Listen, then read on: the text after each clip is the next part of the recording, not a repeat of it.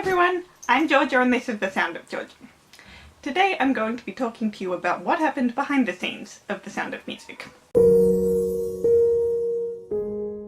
So as happens when you're filming something big, there's a lot of time you're just sitting around waiting and not doing anything, akin to all the mock-ups I make when I'm trying to film my videos. And as such, there are plenty of amusing behind-the-scenes stories, and I'm going to tell you some of them today. So I guess this video could be a bit of a facts you didn't know about Sound of Music type list, because certainly most of these would be on a list.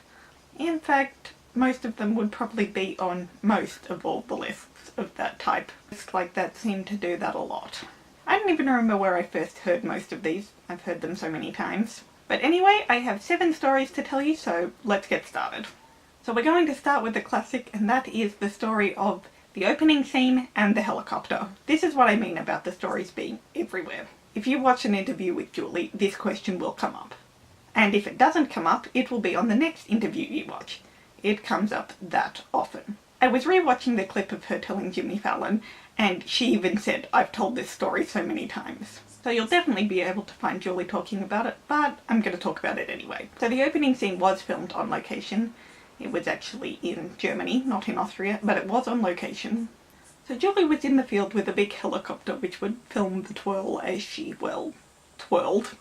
So Julie was at one end of the field and the helicopter, with the cameraman hanging out the door, was at the other, and they'd fly towards each other and meet in the middle for her to do the big twirl. But being a film, you obviously have to do more than one take. So when they yelled cut, the helicopter would go back to the end of the field to start again, but it would make this big loop around Julie as it did so.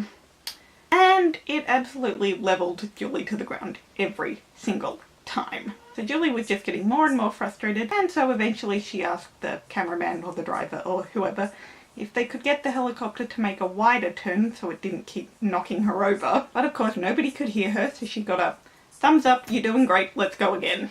So there you go, possibly the most famous behind the scenes tale for the most famous scene. So story number 2 is about how Kimmy couldn't swim. This is actually another pretty common one, but as I said at the beginning, most of these aren't that hard to find. So Kim Karath, who played Gretel, could not swim, which is not a good thing when you have to fall out of a rowboat into an icy lake. So the plan was for Julie to catch her as they fell out of the boat. In fact, nobody mentioned to Julie until like right before they yelled action. You know, as you do. So they filmed the scene twice. The first time Julie actually caught Kim as they fell out of the boat. If you go and watch the movie trailer, I'll see if I can link it in the down below, it actually uses the clip from the first take because Julie catches her. But of course, in the one that made it into the film, she does not. So the boat tipped and Julie went out the back while Kimmy went out the front. People were diving in to save her, and she eventually got carried out of the water by Heather, with Louisa. And Kim had swallowed so much water that she ended up throwing up on Heather. So story number 3 is about how Charmian hurt her ankle. 16 going on 17 was one of the final scenes they shot. She jumped up onto the bench, kept going, and fell straight through the glass. They'd forgotten to put the rubber soles on her shoes, and when she changed out of her practice pair into the ones she'd be filming in, there was nothing for the shoes to grip onto, so she went straight through the glass and hurt her ankle. But she was not going to let that stop her. This was her big moment. This was her dance. So they gave her a shot of morphine, bandaged her ankle up, and she went on dancing. If you have the old VCR version, you can probably notice the bandage if you pause it at the right place. So the next story is also pretty well known, and also about the gazebo. When they were filming Something Good, the lights that they used to light the gazebo were very old. Like old by 1960s standards.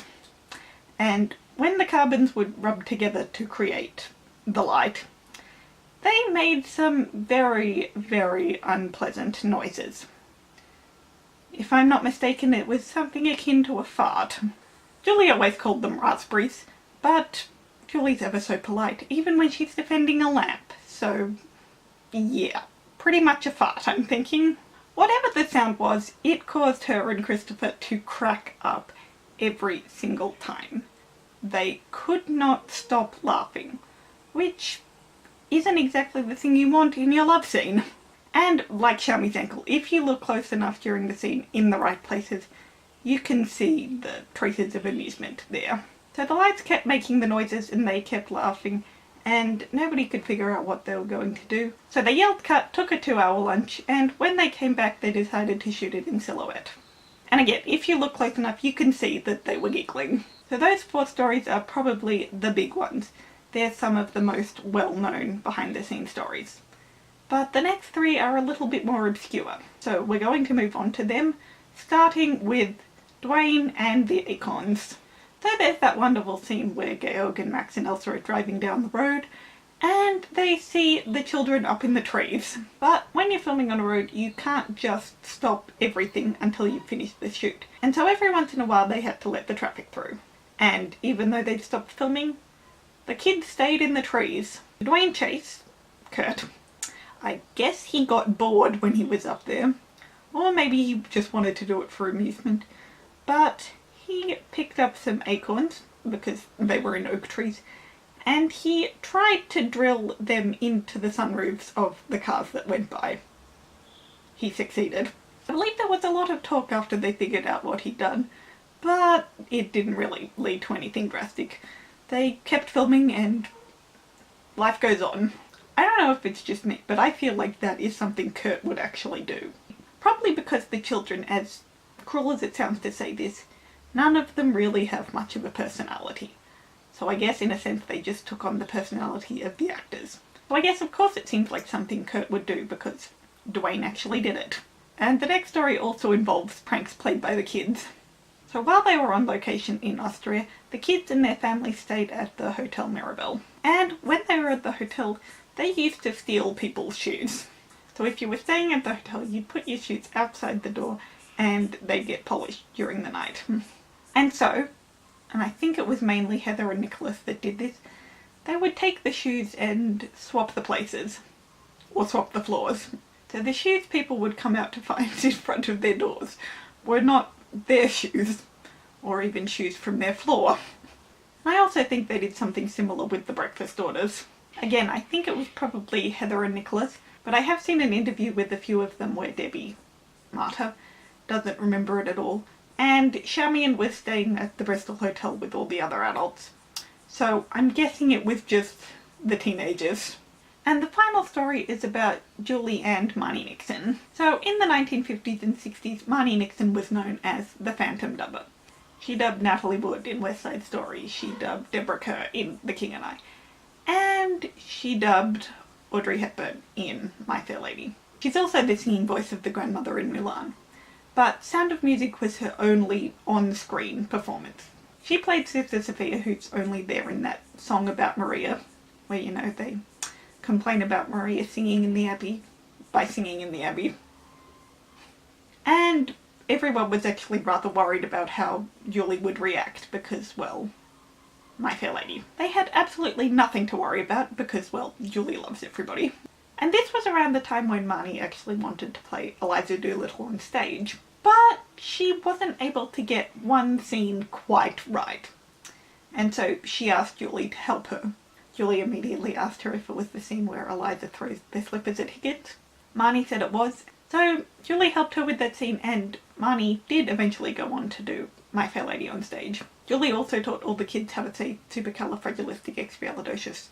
Not backwards, but backwards. And she took a whole bunch of the cast and crew out to the ballet in Munich, because she's just so wonderful.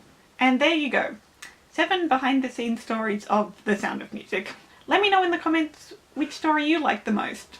Had you heard it before? Were there any you hadn't heard before? Is your favourite behind the scenes story not on this list? I hope you enjoyed. Feel free to like and subscribe, and I'll see you in my video next week. So long, farewell!